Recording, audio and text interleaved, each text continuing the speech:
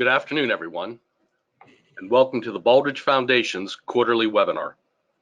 As a reminder, due to the high number of participants, everyone will be kept on mute during the presentations. If you have questions, please submit them to the moderator in the questions box located on your control screen. Presenters will answer questions at the end of each presentation. Here is today's agenda. Our featured guest is Dr. Ken Cohen, founder and CEO of the Synergy organization, who will be interviewed by Bob Fangmeyer, director of the Baldrige Performance Excellence Program. Following their presentation and questions, we will have a brief update from the foundation, the Baldrige program, the Alliance for Performance Excellence, and a few closing remarks. And now it is a privilege to introduce Dr. Ken Cohen and Bob Fangmeyer. Gentlemen, thank you both for being with us here today. Bob? Thanks, Al, and good day to everybody who's joining us for our quarterly webinar. A real quick note, a moment ago I had lost my connection. I hope that does not happen from here on out, but if I suddenly go silent, I will reconnect as soon as possible. So all of you who know me as director of the Baldrige program, you know that I'm, of course, extremely interested in what it takes for organizations to attain and sustain excellence. As all of you probably know, leadership is crucial to this goal, and as such, leadership has been the first section, category 1, of the Baldrige criteria for the past 32 years. As an aside, in case you missed it, Baldrige program director Harry Hertz, emeritus, wrote a retrospective insights article on the Baldrige criteria, which was posted to our blog Baldrige on September 18th. I encourage you to check it out. I think you'll find it very interesting. Okay, as Al mentioned, today our special guest is Dr. Ken Cohen, a nationally recognized expert on what many of us find to be the often elusive and hard to pin down elements of effective leadership. Ken is the founder and CEO of the Synergy organization and a great longtime friend of the Baldrige Foundation. By the way, Synergy is celebrating its 30th anniversary of recruiting and matching healthcare leaders who are the right fit the first time. In addition, as many of you in our audience already know, Ken is the creator and founding sponsor of the Foundation's annual Harry S. Hertz Leadership Award. With regard to his own background, Ken earned his PhD as a psychologist and is the author of more than 25 published articles, is a co-author of a recent book chapter entitled Preparing the Right Physicians to be Exceptional Leaders in the 21st Century, and is the author of an upcoming book about Synergy's national research study with Baldrige recipient CEOs entitled What One Person, which will be published next year. Ken presented some of their findings at our National Quest for Excellence conference last year.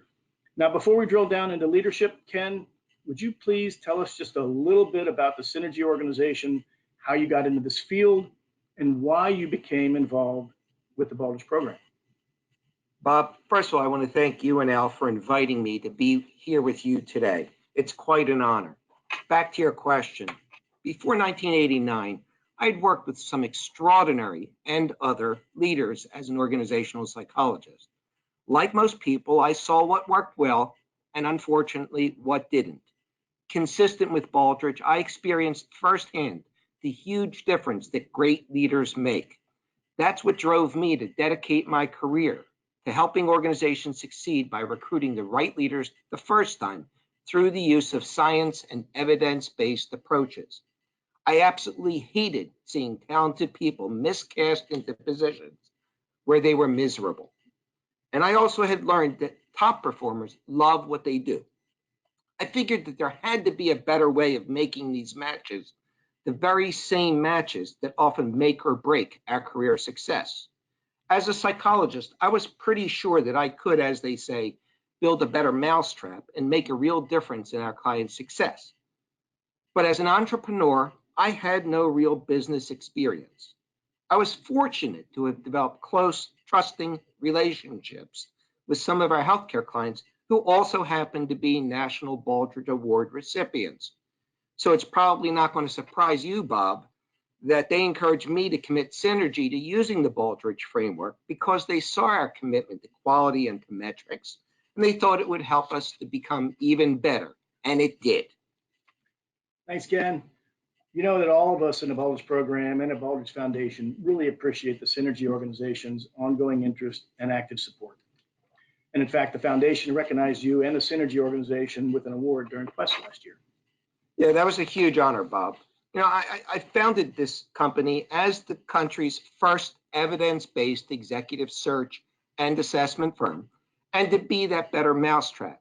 From the start, our vision was to differentiate ourselves by continuously providing incomparable quality, service, value, and results to our healthcare clients. So we blended together 5 special ingredients to achieve this.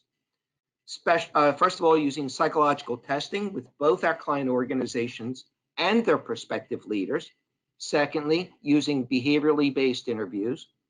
Third, taking the findings from our national leadership best practices research studies.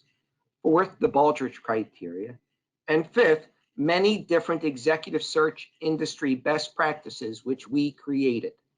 Early on, we found that our clients really liked the kinds of information that we provided them as part of our search assignments. So they then asked us to unbundle our services in direct response to their needs. For example, we developed our front-end job analyses to help our client partners who wanted to stop the frequent turnover, or as they referred to it, the revolving doors in their key leadership positions. We found that on some occasions, clients were unclear or just downright mistaken about what they thought they wanted most from their new leaders. The reality that we frequently find today still is that what people say they want the most in their new senior executive is often not what they need the most. Unfortunately, having such unclear expectations often sets everyone up for failure, even with the best of intentions. This is consistent with the old saying that if you don't know where you're going, any road will get you there. Well, what makes this first step so crucial across all the services that we provide is our core belief in the basic concept of diagnosis before treatment. Diagnosis before treatment to us means that we always start off by first scientifically evaluating and independently cross-validating unique needs and requirements for success in each leadership position, to make sure that all the key stakeholders are looking for the same thing on the front end. The fact of the matter is you can't set people up for success if you're not sure of what you're really looking for. We call this initial service a job analysis. Second, we thoroughly evaluate the potential talent in measurable ways against the initial needs we identified. We call these evidence-based selection assessments. On hundreds of occasions, our client partners have asked us to conduct these selection assessments with their own slate of candidates, who could be their own internals, externals from any source, even through some of the traditional search firms. They ask us to objectively evaluate these candidates against their own needs. We use the exact same objective processes and standards we would have used to evaluate candidates had we recruited them ourselves. But the main deliverable is measuring and matching their prospective leaders with their positions along those dimensions that matter most to the mutual success of both the organization and their candidates. So moving on beyond, in addition to the selection assessments, 2 of our most frequently requested executive assessments are developmental assessments, in which the clients want to use the 80-20 rule to their best advantage and break the vicious cycle of devoting their time and limited resources to their poorest performers.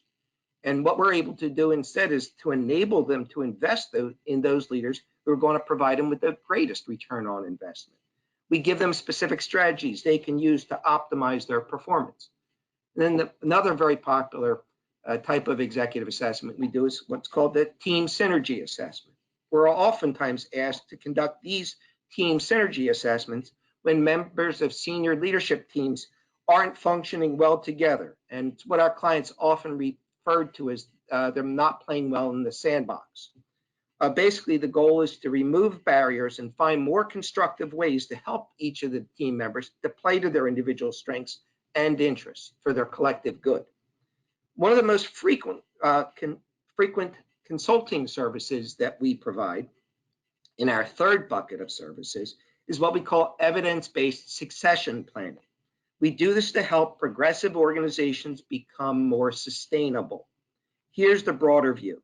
Many experts agree that the hallmark of what separates the best organizations from the rest is not just the quality of their leaders, but also the continuity of their leaders. Now, Bob, you already know this better than anybody, but some healthcare listeners may be surprised to learn that the new 2019-2020 Baldrige healthcare criteria identify several questions that must be addressed. I brought a copy of these with me today because I wanted to give them the listeners precise information that they'll need. Here are a few, for example. I'll cite chapter and verse. 1.1C1 asks, how do senior leaders create an environment for success now and in the future? How do they participate in succession planning and the development of future organizational leaders? 1.2A1 asks about your governance system. It asks, how does your governance system review and achieve succession planning for senior leaders? 5.2C4 focuses on career development. This asks, how do you carry out succession planning for management, leadership, and other key positions? Bob, if our listeners would like to get more information about what they'll need to know in this area, they're welcome to go online to www.evidence-based-succession-planning.com. That's evidence-based-succession-planning.com. Now, what you'll find is that all of Synergy's services share in common is that they enable healthcare organizations to lead and manage with facts. Wow. Thanks, Ken. I'm sure you and many listeners maybe know and recall that management by fact is one of the core values that's threaded throughout the criteria. So that certainly resonates with me. We found that leading and managing with facts is critical to achieve and sustain high performance. Well, since '89, we've adopted a very fact-based approach. We've deconstructed traditional hiring practices. We've gotten rid of a lot of what didn't work, and we transformed the way that healthcare organizations recruit, select, and retain the right leaders. We found that quality-driven organizations, that's why it's fun preaching to the choir here, but quality-driven organizations understand that it always costs less to do the right things the first time. For example, with our proprietary Synergy screening system, our clients have reported they save an average of $8,000 to $10,000 per search. And these are just the front-end savings alone. That doesn't even factor in the longer-term back-end savings our client partners enjoy from hiring consistently extraordinary leaders who not only meet, but who often exceed their performance expectations. It's definitely worth pointing out here as well, Bob, that another one of our research studies conducted with healthcare executives indicates that the direct costs of the wrong leadership hire typically amounts to at least 6 to 10 times that executive's annual earnings. And what's even scarier, that those healthcare executives we interviewed went on to tell us that those direct costs pale in comparison to the indirect costs of the wrong leadership hire. I think that's about enough for Synergy for right now. All right. Thank you, Ken. I'm sure many of us have experienced that sort of pain of hiring the wrong individual. Thank you so much for that context with regards to Synergy. And in providing these services through Synergy, would you tell us a bit about what you've learned about leadership? Sure. Bob, our research and practical experiences clearly show, beyond any shadow of a doubt, that the single greatest challenge organizations face with their leaders rarely involves their lack of knowledge. Rather, success is associated much more with their personalities and their leadership styles. Book smarts do not in any way guarantee transformative performance. Beyond everything else, consistently spectacular performance occurs only when people love to do whatever their position requires. Look at it this way. You're just not going to find too many superstars in any profession who also don't love what they do. It's what we found to be this absolutely quantifiable, powerful, and predictable combination of carefully looking at what we call their heads, hearts, and feet. And these differences are obvious in our Baldrige CEOs, I'm delighted to report. Now let me explain what I mean by the heads, head, heart, and feet.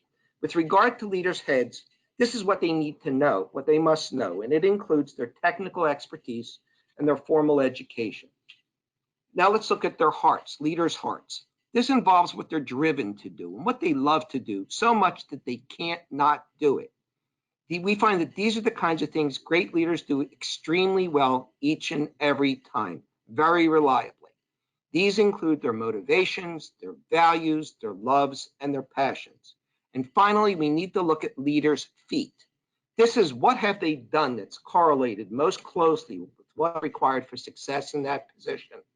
We look for specific examples of where they have walked the talk, and this includes their previous experiences, their demonstrated behaviors, the results they've achieved, their communication patterns, and their leadership styles. Bob, the real acid test for this head, heart, and feet models, how do they translate into the real world and affect good old Category 7 organizational results? Here's some facts to back that up. From our research, we can report that in over 92% of the cases, more than 92% of cases, when an executive is terminated or just doesn't perform up to expectations, it's because that person's personality or that leader's personality characteristics just don't match what the job requires. In my own professional training and experiences in the trenches, I learned the brutal reality that people usually don't change themselves to fit their jobs, no matter how brilliant they are. Rather, they try to change their job responsibilities around to align better with their own personal preferences. For example, conflict avoidant managers will tend to delay addressing their poor performers, and then the department and the organization suffer as a result. That's why following this head, heart, and feet model, and the audience is welcome to steal shamelessly, as Sister Mary Jean would say, can help our audience to tell the difference between a poser, or someone who appears to be really bright and nice, and who may indeed have all the makings of a wonderful neighbor, and the right person who's going to achieve the required results. By the way, Bob, we've also found that there's striking similarities between the processes commonly used and the mistakes often made in both the hiring and the dating processes. That's why our clients actually have referred to us as the eHarmony of executive search firms. We've written several articles about these, including one called The Dirty Dozen, the 12 Deadly Sins of Hiring, that are available as free downloads for our listeners on the Synergy website. And Bob, if I'm not mistaken, I believe that may also fit in the category 1 for community service. Anyway, one of the key takeaways for today it should be that most poor behavioral fits are objectively measurable, predictable, and they are preventable. They're objectively measurable, predictable, and they are preventable. I'd like to encourage our audience to step back and think for a moment about how much better off their company's productivity, bottom lines, as well as their own career success would be if they more accurately selected their leaders. Okay, thanks, Ken. Somehow that seems both sort of insightful and just plain common sense, both at the same time. In a way, it mirrors Baldrige's focus on the importance of a holistic approach, right? It's about that combination of knowledge, passion, and results. And any one of those things by itself is probably not going to cut. So tell me a little bit about this research you did with the Baldrige Award recipient leaders and what you learned. Why should our listeners be interested in your findings, and how can it benefit them? Great question, Bob. Harry Hertz wrote a great blog just about a month and a half ago on August 20th, entitled, "Are You a Role Model Leader?" in which he expounded on the 11 senior leadership attributes and the behaviors consistent with the Baldrige core values. Unfortunately, there's a double challenge associated with selecting the right leader. First, far too often, people don't know what they're looking for in their new leader. We talked about that before. Second, many factors complicate the task of determining exactly who has what it takes to be a role model leader and to be it for a particular organization. As we already discussed, organizations often jump right past doing their own self-diagnostics. They assume they know what they're looking for, and then they select the first warm body they can find. They're often in a hurry to fill that hole, and they don't look carefully enough at that person's heart and feet. This all too common sin can be summarized by the recruiting truism, hire in haste, repent at leisure. For many reasons we just don't have enough time to discuss right now, let's just say that all of us have several conscious and unconscious biases that cause us to not view things as they really are, just like those professional coaches who won't get rid of their poor performers with whom they drafted. Hiring and keeping the wrong leaders exposes organizations and everyone associated with them to extremely costly risks that could have been avoided. Plus, as you're probably aware, an ever-increasing number of books and articles offer lists of specific attributes that claim to differentiate great leaders from the rest. However, upon close review, readers will discover that most of these are based primarily on personal opinions, they're subjective in nature, and they lack real objective methodology and real scientific basis for their conclusions. Suffice it to say, Bob, that most people are just ill-equipped to make the accurate and impartial determination as to whether or not these attributes actually exist in their potential leaders, and if so, to what degree. With our research findings, we now have the objective standards and much more meaningful predictive analytics for simplifying the tasks of hiring great leaders. These help us to know great leaders when we see them. Ken, all right. So if I've got it right, what you're saying is that this helps us to develop a more accurate and objective understanding of what our needs will be for our new leaders. And it also gives organizations the tools to select the right leaders much more effectively and efficiently. Exactly. Okay, so please tell us more about what you found as a part of the Baldrige research. Sure. Here's a quick overview of what we did as well as what we found. First, in the first and only study of its kind, we administered a battery of our 4 synergy screening system validated subtests to a scientific sample of 30 Baldrige Award recipient leaders to find out exactly how they compare and contrast with most others. So the critical determinant here is that we use standardized testing with a scientific sample of at least 30 individuals. The goal of the research was to provide board members and senior executives with the specific information they need to select other extraordinary leaders, leaders who are not those great pretenders or actors, but those who really do have what it takes to thrive and to make real sustainable differences in their organizations.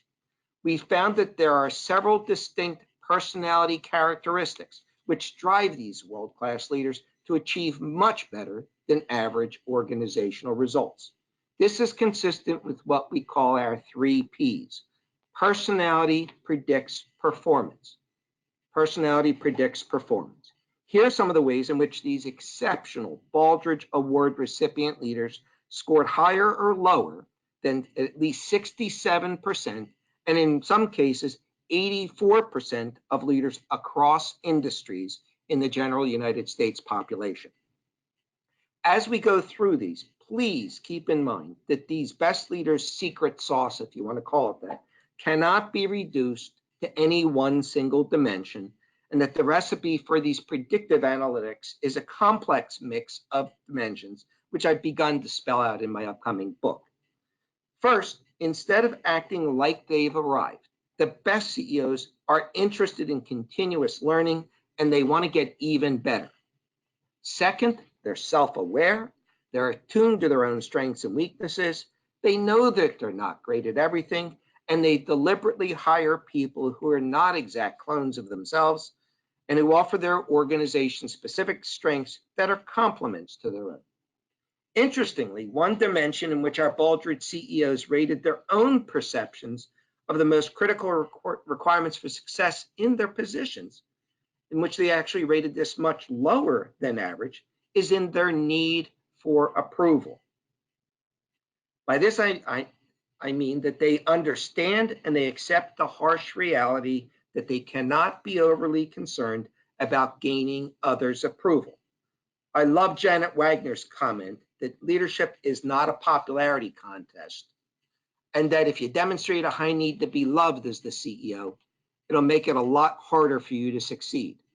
Many of these leaders told me that during their debriefings, that they found that it was much more important to be well respected than it is to be well liked. For example, for those in the audience who may not have had the pleasure of meeting Janet, she was the CEO of Sutter Davis Hospital when they earned the national award. Janet was subsequently promoted to become CEO of Mills Peninsula Medical Center within the Sutter Health System. We also found that these superior performers love to do whatever their positions required. They don't have to pretend to be something that they're not, and they gave clear evidence that their hearts and feet were well matched to their positions and their organizations. Any other lessons learned from your research? A bunch. How about if we talk about two unexpected and counterintuitive takeaways from our research? Great. Let's start with confidence. Another one of our research participants, Sister Mary Jean Ryan, former president and board chair from SSM Healthcare Health in St. Louis, shared with me an observation that having only a, quote, moderate amount, end quote, of confidence gives us the chance to reflect on our choices. It's Sister Mary Jean's belief that discipline is required to make sure that a leader is actually asking the right questions and resolving the right issues correctly. In other words, she was advising don't use a Band-Aid when other measures are needed. Sister Mary Jean shared with me that she tried never to make instant decisions, and she's learned that the more that you know, the more you know what you don't know. This is why leaders, especially new ones, need to be evidence-based, be open-minded, and to be rather ready to gather the critical facts they need to make accurate decisions. Sister Mary Jean also shared her experience that most good people who came across as arrogant to her usually didn't have any good reasons for being that way. Coincidentally, this was the basis for an article in last month's Harvard Business Review. So now let's talk next about the second counterintuitive finding. This is the issue of introversion versus extroversion and something else. Bob, I'd like to do a quick exercise with you and with the audience. Obviously can't hear their responses, but I want to demonstrate some of our findings. I'd like for you to ask you to draw a box in front of you. Okay. And divide it into 4 smaller quadrants. Got it. Okay. Along the top, I'd like for you to write 2 words, introverted and extroverted. Yep. And along the left side, I'd like for you to write the words interested and interesting. Okay. We all know what introverts and extroverts are. Yep. But I want to differentiate what I mean as the key differences between interested and interesting. For our purposes today, interested refers to people who are interested in listening to others, whereas interesting refers to people who are interesting or entertaining to listen to. Is this making sense? Of course. Okay. Please continue. Great. Now, in which of the 4 quadrants would you expect most stereotypical politicians and salespeople would fall? Okay, so stereotypical, that's a key word, I think. And I would say that most people would assume that stereotypical, or maybe even the best politicians and salespeople, would be in the extrovert and interesting quadrant, so the bottom right quadrant there. Okay. As psychologists, I can tell you you're right. Most people do think that way. However, our Baldrige Award recipient responses would place them in the upper left box. They are slightly more introverted than extroverted, and they are definitely way more interested in listening to others. This once again reinforces the great importance of leaders being authentic and genuine. They want to hear what others have to say way more than to have their own voices dominate their conversations. Let's keep going. 2 more of the participants' characteristics that we found to be significantly above most others in the general population are 1, caring for others. This scale measures how much a leader genuinely enjoys assisting others to reach their goals and whether or not the leader genuinely enjoys being in a position that involves helping others to succeed. Here's a great example. We were told about a senior executive who was making small talk with one of his maintenance staff.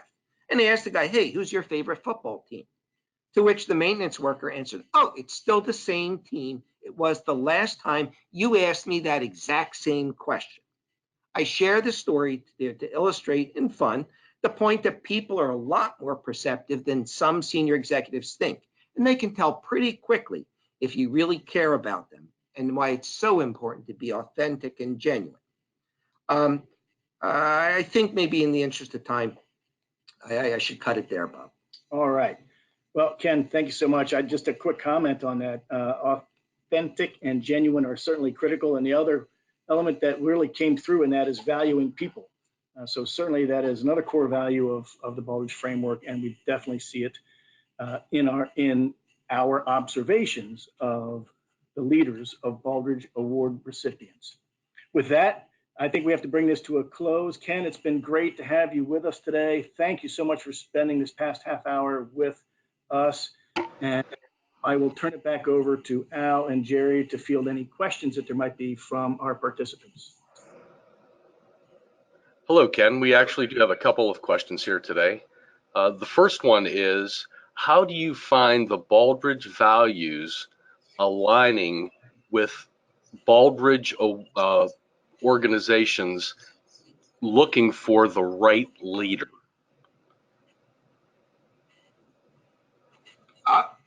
So the question, just want to make sure I have the question correct. I want to diagnose before treating here. What the question is basically, do we find that there is consistency between the Baldrige values and what people say they're looking for? Is that really the gist of the question? Yes. Okay. Yeah, no, we do find it. As a matter of fact, one of the things that we find is that going into the second and third order questionings, not just having a client say that they want a hamburger, but actually asking them to tell us what they want, why it's so important, having them fill out the behavioral profiles. And all these things serve to cross-validate and bring to the surface things that clients oftentimes don't think about or really hadn't thought through clearly. But we find that with Baldrige journey organizations, especially the recipients, they are way more deliberate in terms of making these critical decisions because they understand the costs and risks and the benefits associated with hiring the right one and the wrong one. The second question we have is, what professional development opportunities do you think someone should take advantage of to help develop themselves into a servant leader aligning with Baldrige?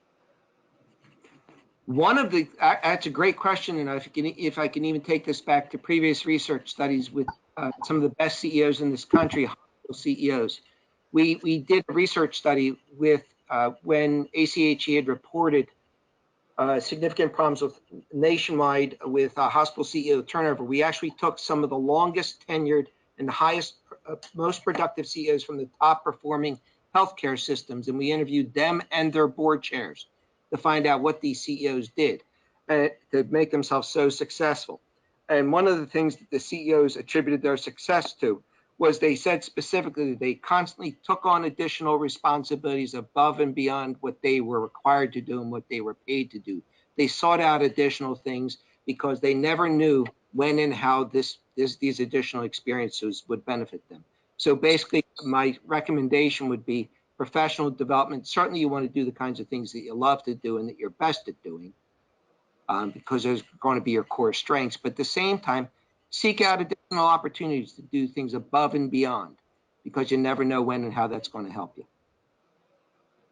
And if you have a good mentor, they'll be looking out for those opportunities for you as well because that'll show up in their caring dimension.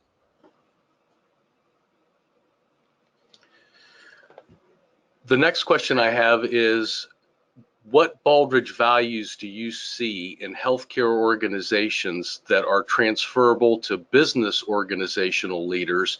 And do you see a difference between the two in terms of what an organization should be looking for? I think it's going to be pretty consistent with the kinds of stuff that we've already discussed, Al. Frankly, any good business leader should understand the ROI of bringing in the right people, holding them accountable, developing them, retaining them, getting them to be the best they can be, engaging them. So I don't see any real differences between let's say not-for-profits and for-profits. Frankly, the best leaders are going to engage the hearts and minds of their people more effectively than others. Okay, great. Well, thank you, Ken. We appreciate, again, you being with us here today and giving us this fantastic presentation on what the Synergy organization does and what your findings have been in the areas of leadership. The next thing I would like to do is move on to a brief update from the Baldrige Foundation. I'm going to do that in alignment with our 4 strategic imperatives on our strategy map that you see here. And the first is appropriations. The Commerce, Justice, Science Subcommittee in the Senate, report number 116-127 was issued just last week, and again recommends Baldrige receive $2.2 million in federal appropriations for FY 2020. It also commended Baldrige specifically for its work in cybersecurity and in rural healthcare. So I think that we are well on the way again to another successful year in FY 2020 with congressional support. Just to let you know, we track it across the country, the Commerce, Justice, Science subcommittees in both the Senate and the House. This is our Senate map, and as you can see, it is displayed by state-based programs within the Alliance for Performance Excellence. And what that does is it gives the foundation the ability to articulate what is happening in a particular senator's state or region when we meet with them individually, so we can show them the power of Baldrige. Now, even if your senator or member of Congress is not on this map because they are not a member of this particular subcommittee, that doesn't mean they can't help. Certainly, anyone of their colleagues or peers who go to them to express their support for Baldrige is always going to help us. And so there are some specific activities, however, I would like to highlight in a few states that are taking place. One is a CEO Innovation Roundtable event in Alabama coming up in November that I'll talk a little bit more later on in the presentation. That is attracting rural healthcare leaders from across the country, of particular interest in Kansas with Senator Jerry Moran as an example. Very focused on healthcare and especially rural healthcare in the state of Kansas. So again, one of those success stories that we can take to one of these members of Congress to further solidify our support and show what the power of Baldrige can do. This is the House map. We have strong support from the House Chair, Jose Serrano from New York, as well as very strong support from the ranking member on the Republican side, Robert Adderholt of Alabama, who currently plans on attending our CEO Roundtable event in Alabama. The next thing I'd like to talk about is re-engaging with the White House. We have recently held a couple of meetings there that have accomplished several things. One is the Office of Personnel Management and GSA are merging, and they are looking for help from the Baldrige program in terms of utilizing the framework in some way to help them with some of their transition. And second, we are working again on recipient recognition at the White House. So we've had several productive meetings since our last webinar in July that I wanted to make you aware of, and we're continuing to pursue those 2 goals.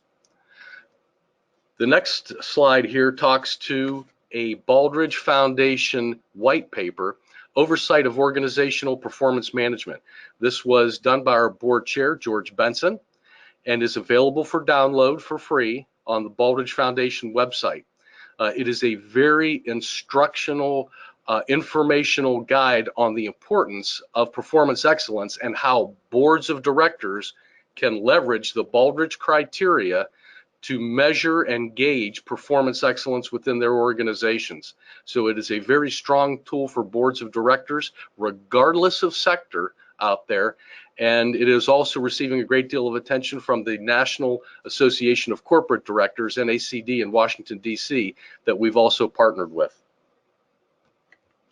On the fundraising side, I'd like to make you aware of the Baldrige Foundation's planned giving opportunities.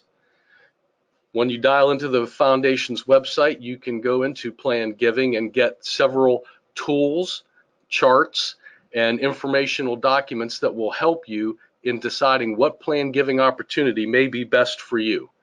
We also now have a recognition page on the foundation website for those who would like to receive recognition for their plan giving. The next major event across the enterprise is certainly the 2019 Baldrige Fall Conference in Nashville on October 24 and 25. And the Foundation's proud to be a sponsor supporter of that event, along with our partners, SOAR Vision Group and Constellation Insurance. The next CEO Innovation Roundtable will take place on the 7th and 8th of November at the University of Alabama, Birmingham, in Birmingham, Alabama. It is in conjunction with the annual National Symposium for Healthcare Executives conducted by UAB. So CEOs who are interested out there in healthcare in that event can contact me directly. We do have a couple of seats left for that event. Want to remind everybody that the Foundation's radio show and leader dialogue website is available out there for any leader who would like to blog, who would like to learn more about Baldrige and Baldrige leadership. We also have a number of podcasts that on average are viewed between 50 to 75,000 times per week and per event. The next event will be held tomorrow at 1 p.m. and will also be available as a podcast. Our guest tomorrow will be Scott McIntyre, the CEO of Guidehouse, and a former Baldrige National Award recipient as PricewaterhouseCoopers CEO, and he's currently a Baldrige Foundation board member.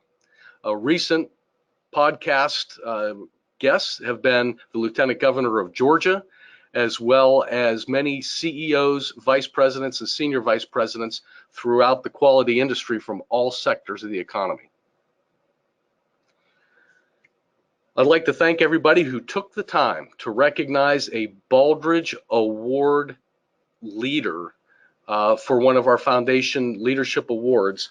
We received this year 3 times as many as we actually received last year, so the program is continuing to gain in popularity. And this year's recipients will be announced in late November. So at this time, that concludes the Foundation's update. Bob, I'll turn it over to you for the Baldrige program. Great, thanks, Al. I'll keep this really quick. If you go ahead and move on to the next slide. Just a reminder for folks of our purpose and our 3-pronged mission that enables us to accomplish purpose. Every day, we are working hard to accomplish all of these objectives. Next slide, please. Okay, so what I'm going to share with you are some really quick updates from the program, including an update on the 2019 award process, our redesign of that award process effort, quick comment on communities of excellence, things happening with the Global Excellence Council, our initiative around workforce development excellence, and a couple new initiatives that are perhaps on the horizon. Next slide. So this is the information I shared last time with just an update at the bottom right. We are currently finishing up our 12 site visits. And from our 26 applicants for the award, we had 12 site visits. 6 of them were healthcare, 3 were nonprofit, 2 were small businesses, and 1 was in education. Next. The redesign effort. I've shared this consistently over the past couple of years, and our overall objective here is to increase the efficiency and value of the award process while maintaining the effectiveness of the award evaluation process. So that means we have to make sure that we maintain the integrity and rigor. We are striving to reduce the cycle time. We want to better utilize our examiner resources and other resources while also enhancing the value to the examiners who participate as well as the applicants. We want to improve the timeliness, clarity, transparency, and the quality of the feedback that they receive. Next slide.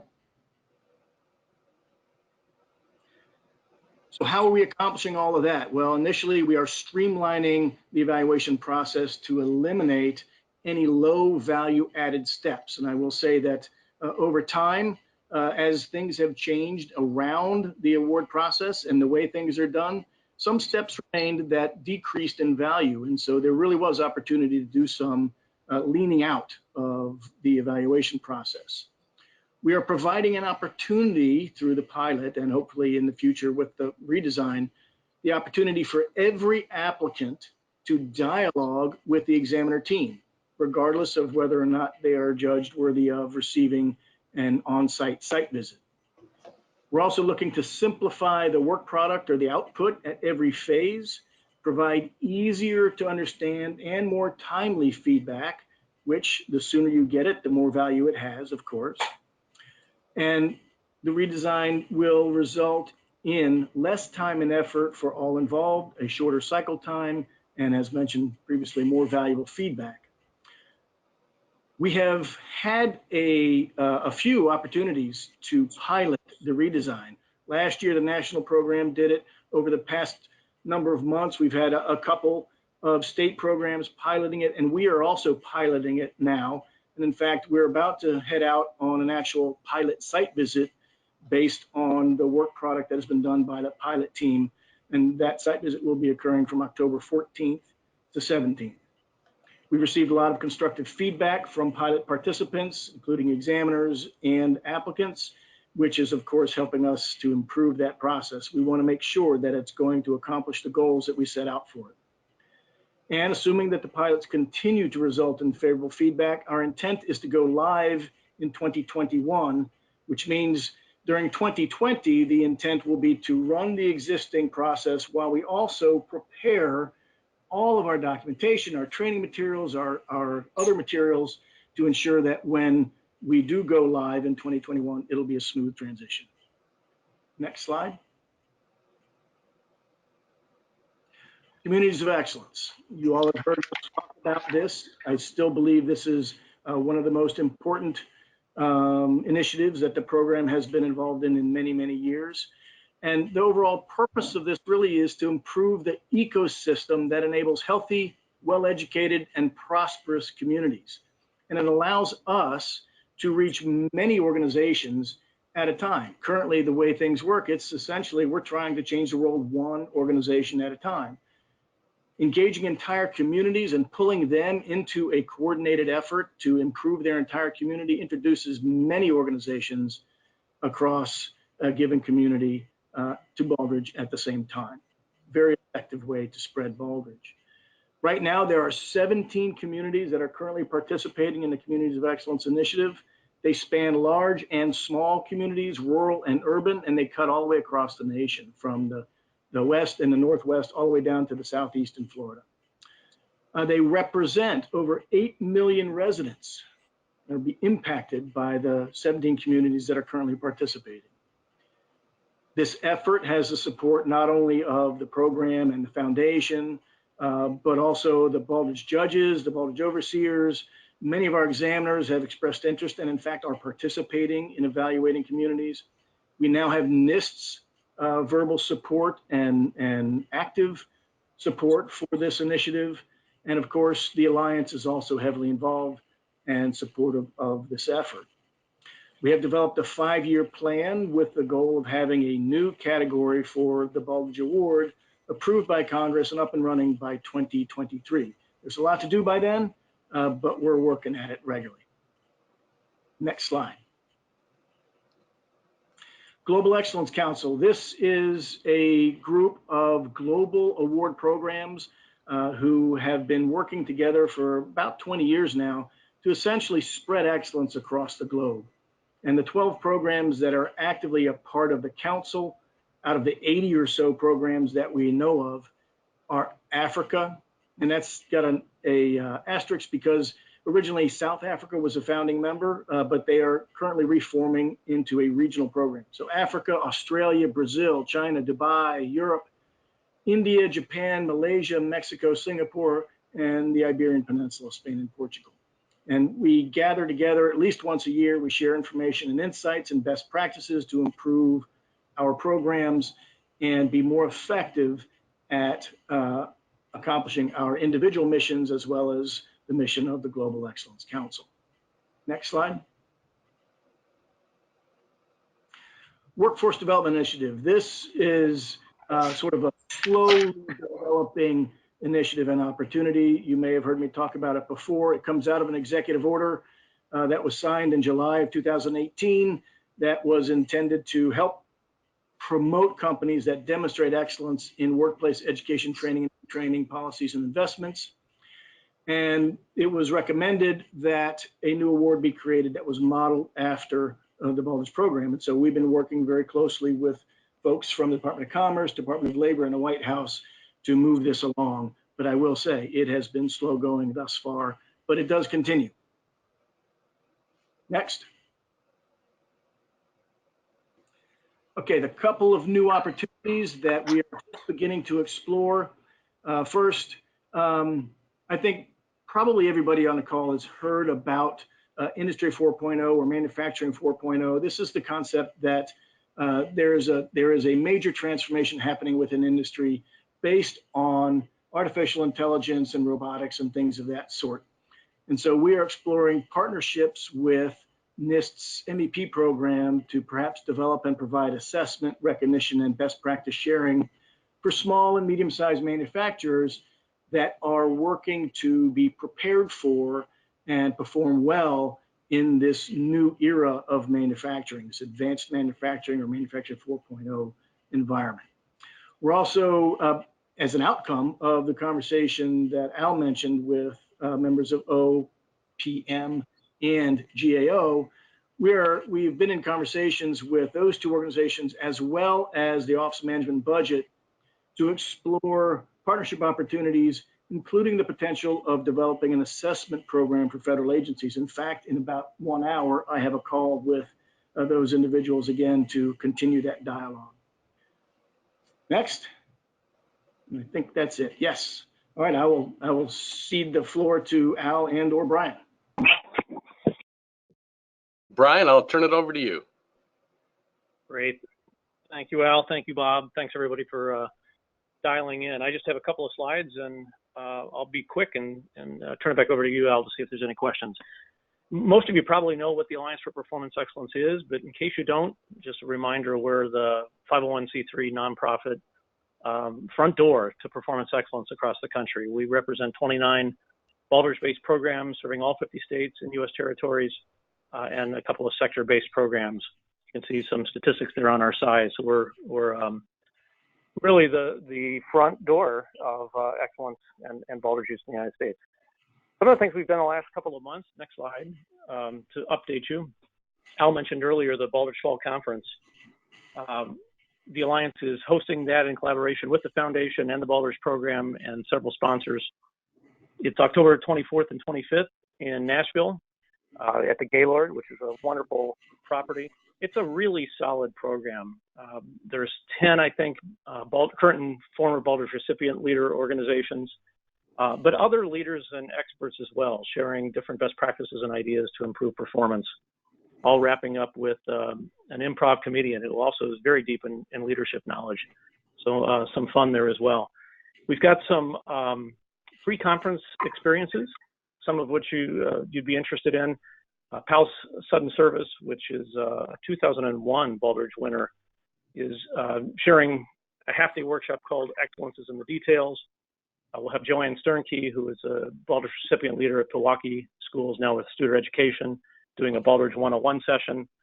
And we have a cybersecurity workshop entitled Surprising Secrets of the Most Cyber Resilient Companies, led by Steve Hunt. So 3 really high quality workshops, pre-conference workshops in the day in front of the Baldrige conference. Some of you might also be interested in a really unique tour of the Nissan assembly plant in Nashville, as also offered as a pre-conference experience. So a great learning and networking and energetic opportunity to learn more about performance excellence later this month in Nashville. More information you see on the slide is at baldrigeconference.org, and there are a couple of sponsorship opportunities still available. The rest of the Alliance's work centers really on 3 or 4 different task forces. 2 of them specific to the Alliance. We're still working on guidelines for the lower tiered awards. We have standards at the top level awards that represent the eligibility requirements to apply for the national award. But we have all sorts of different variations in lower tiered awards that the Alliance is trying to provide some guardrails to. So that's still in the works. And as Bob just mentioned, we're involved too with the Communities of Excellence Partnership and trying to find ways to align and integrate how the Communities of Excellence and the state and regional programs will operate going forward. And we still continue to work with the Baldrige Program and the Baldrige Foundation and ASQ on a couple of enterprise-wide task forces. I don't think they were mentioned in today's call, but we have mentioned them in the past. One is focused on business development, trying to grow the use of Baldrige in different sectors and industries across the United States. And the other one focused on examiner training, having a consistent curriculum and for our examiners at the national and state levels. So I think with that, I'll stop there, Al, and there's just a few minutes left to see if there's any questions or wrap-up comments from you. I do not see any questions from the audience, so I will take this opportunity to once again thank all of our sponsors and donors to the foundation, thank our special guest today, Dr. Ken Cohen, and thank Brian and Bob for all they're doing as part of the team across the entire Baldrige enterprise. And hopefully I will see you all in Nashville in October, and have a great day. Thank you.